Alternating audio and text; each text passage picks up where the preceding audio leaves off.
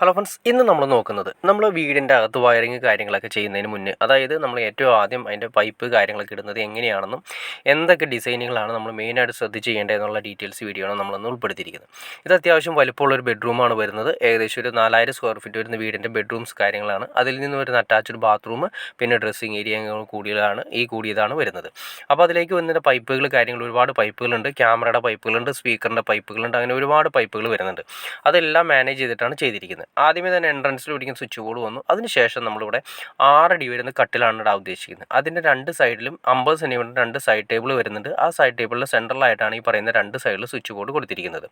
അപ്പോൾ 50 സെൻറ്റിമീറ്ററുള്ള side table കഴിഞ്ഞതിന് ശേഷം അതിൻ്റെ സെൻട്രലായിട്ട് അതായത് 50 സെൻറ്റിമീറ്റർ സെൻട്രൽ വരാവുന്ന രീതിയിലാണ് നമ്മൾ ആദ്യത്തെ സ്വിച്ച് ബോർഡ് 70 സെൻറ്റിമീറ്റർ ഹൈറ്റിലാണ് കൊടുത്തിരിക്കുന്നത്. 8 മോഡുകളുടെ കൊടുത്തു. അതുപോലെ തന്നെ ആ സൈഡ് ടേബിൾ കഴിഞ്ഞ് വീണ്ടും ഒരു 6 അടി കട്ടിൽ വരും. കട്ടിൽ കഴിഞ്ഞതിന് ശേഷം വീണ്ടും ഒരു സൈഡ് ടേബിൾ, അതിൻ്റെ സെൻറ്ററായിട്ട് സൈഡ് ടേബിളിൻ്റെ സെൻട്രൽ വരുന്ന രീതിയിൽ വീണ്ടും ഒരു സ്വിച്ച് ബോർഡ്.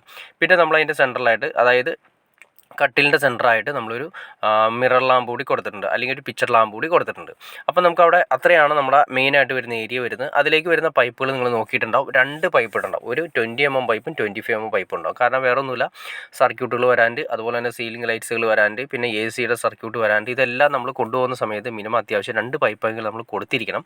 അതിൽ വയർ ടൈറ്റായിട്ട് വലിച്ചിട്ടുണ്ടെങ്കിൽ ഇൻഡക്ഷൻ മൂലമുള്ള കറണ്ട്, അത് സ്വിച്ച് ഓഫ് ചെയ്ത് കിടന്നാലും LED ബൾബൊക്കെ തെളിഞ്ഞ് കിടക്കുന്നൊരവസ്ഥ, ആ അവസ്ഥ ഇല്ലാതിരിക്കുന്നതിന് വേണ്ടിയിട്ടാണ് അത്യാവശ്യം പൈപ്പുകൾ നമ്മൾ കൊടുത്ത് ചെയ്യുന്നതാണ് ഏറ്റവും നല്ലത്. പിന്നെ അടുത്ത സെക്ഷനിലേക്ക് വരുന്ന സമയത്ത് ഡ്രസ്സിങ് ഏരിയയിൽ നിന്ന് നമുക്ക് വരുന്ന മെയിൻ ഏരിയയിൽ വരുന്ന സ്വിച്ച് ബോർഡുകൾ കാര്യങ്ങളൊക്കെയാണ് വരുന്നത്. ഡ്രസ്സിങ് ഏരിയയിൽ നമ്മൾ മെയിനായിട്ട് ഒരു സ്വിച്ച് ബോർഡ് കാര്യങ്ങൾ കൊടുക്കാറുണ്ട്. കാരണം വേറെ ഒന്നുമല്ല, നമ്മൾ ആ ഡ്രസ്സിങ് ഏരിയയിൽ തന്നെ അത്യാവശ്യം ഒരു കബോർഡ് കാര്യങ്ങളൊക്കെ ചെയ്യാറുണ്ട്. അതിന് നമ്മുടെ ഇഷ്ടമുള്ള ഡിസൈൻ ചെയ്ത് ക്ലിയർ ചെയ്യുന്നതാണ് ഏറ്റവും നല്ലത്. അതിനുശേഷം തന്നെ നമ്മൾ ബാത്റൂമിലേക്ക് കടന്നുണ്ടെങ്കിൽ ബാത്റൂമിൻ്റെ അകത്ത് മെയിനായിട്ട് വരുന്നത് നമുക്കൊരു ഹീറ്ററിൻ്റെ ഓപ്ഷൻ വരുന്നുണ്ട്, എക്സോസ്റ്റിൻ്റെ ഓപ്ഷൻ വരുന്നുണ്ട്, പിന്നെ വാഷ് ബേസിൻ്റെ മുകളിലായിട്ട് ഒരു മിറർ ലാമ്പ് വരുന്നുണ്ട്, പിന്നെ അവിടെ തന്നെ ഒരു സ്വിച്ച് ബോർഡ് വരുന്നുണ്ട്. ഇത്രയാണ് നമ്മൾ ബാത്റൂമിൻ്റെ അകത്ത് മെയിനായിട്ട് വരുന്ന കണക്ഷൻസ് കാര്യങ്ങൾ. അതായത് എക്സോസ്റ്റ്, ഹീറ്റർ, അതുപോലെ തന്നെ പിന്നെ വരുന്ന ഒരു മിറർ ലാമ്പ്. ഇത്രയാണ് മെയിനായിട്ട് ഒരു ബാത്റൂമിൻ്റെ അകത്ത് വരുന്നത്. പിന്നെ ബാത്റൂമിൻ്റെ പുറത്ത് ലൈറ്റ് വരുന്നത് പുറത്താണ് നമ്മൾ ഓപ്പറേറ്റ് ചെയ്തിട്ടാണ് അകത്തേക്ക് കയറുന്നത്. അത് ഡ്രസ്സിങ് ഏരിയയിലാണ് ബാത്റൂമിൻ്റെ അകത്ത് ലൈറ്റ് വരുന്നത്.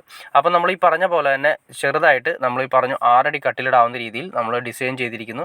അതെല്ലാം തന്നെ കറക്റ്റ് ചെയ്ത് ഇഷ്ടികയാണ് ചുടുകട്ടയാണ് കെട്ടിയിരിക്കുന്നത്. അതെല്ലാം കട്ട് ചെയ്ത് കൺസീൽ ചെയ്തിട്ടാണ് ചെയ്തിരിക്കുന്നത്. അപ്പോൾ നമുക്ക് അത്യാവശ്യം വരുന്ന സീലിംഗ് ലൈറ്റ്സ് കാര്യങ്ങളെല്ലാം തന്നെ മുകളിൽ നിന്ന് കൊടുത്തിട്ടുമുണ്ട്. ഇനി അതെല്ലാം എക്സ്ട്രാ സീലിംഗ് ചെയ്യാം. അപ്പോൾ സീലിംഗിൽ തന്നെ ഇവിടെ നമുക്ക് ഈ റൂമിൽ വരുന്ന സീലിംഗ് ലൈറ്റ്സിന് വേണ്ടി സെപ്പറേറ്റ് ഒരു പൈപ്പ് നമ്മൾ പൊക്കി കൊടുത്തിട്ടുണ്ട്. അത് കൂടാതെ തന്നെ സീലിംഗിൻ്റെ അകത്ത് സ്പീക്കറും വരുന്നുണ്ട്, സ്പീക്കർ സിസ്റ്റം വരുന്നുണ്ട്. അപ്പോൾ അതുകൊണ്ട് വേണമെങ്കിൽ അതിന് വേണ്ടിയിട്ട് സെപ്പറേറ്റ് ഒരു പൈപ്പ് കൂടി നമ്മൾ മുകളിലേക്ക് കൊടുത്തിട്ടുണ്ട്.